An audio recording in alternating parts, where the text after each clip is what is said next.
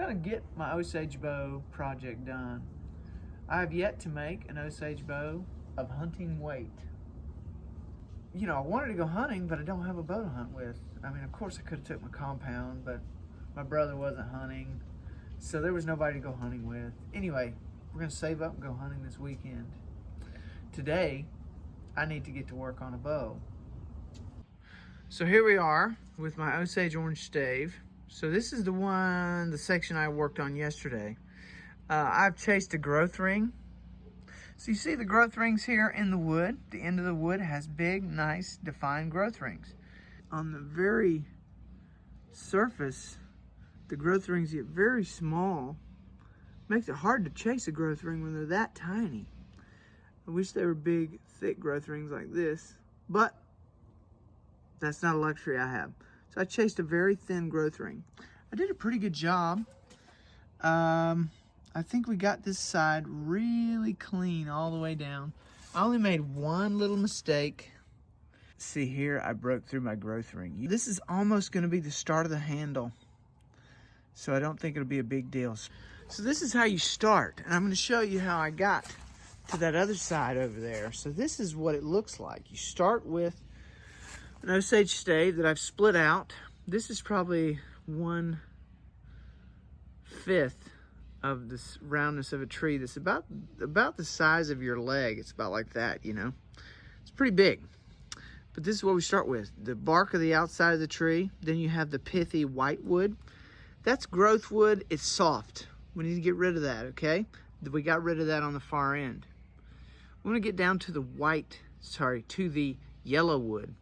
The yellow wood's what we need. The yellow wood is strong. The yellow wood is condensed, old growth, okay? Particularly, we want a piece of yellow wood that is the dark section. This is a summer growth ring, the white growth ring, and then the dark is the winter growth, dense, hard wood. That's what we want to get to on the outside. So we got to get through the bark, get through the white wood, and find us a good growth ring to follow, probably about there, okay?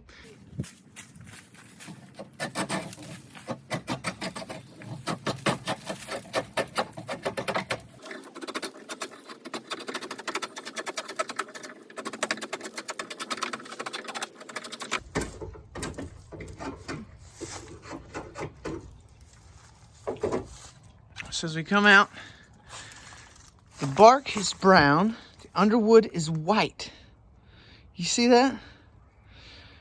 Got to get rid of all the bark. Then we want to get all the way through the cambium layer of the wood. And we're trying to reach the growth ring that I am after on this side. That's where we got to get to. That's how we have to start an Osage bow, okay? Hickory, you just got to get through the bark. And that's difficult too. But this one is different. You need to chase a growth ring.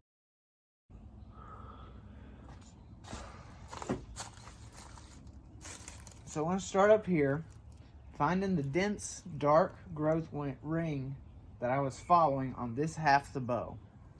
I'm going to start coming back this way. Got most of the white wood off, some bark way out here. I figured this would be the place to start. So this is where I'm going to start. Okay?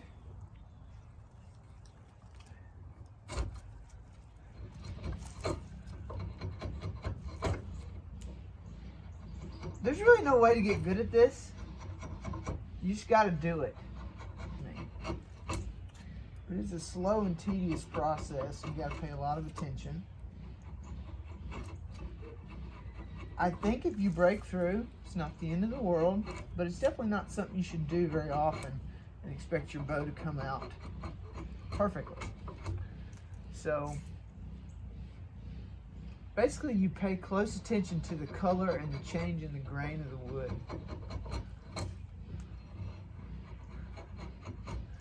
So I'm pulling right now on my draw knife because I need to get the pithy white wood removed.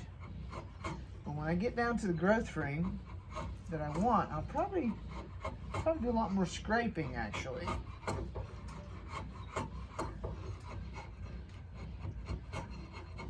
Very tedious part of Osage bow making.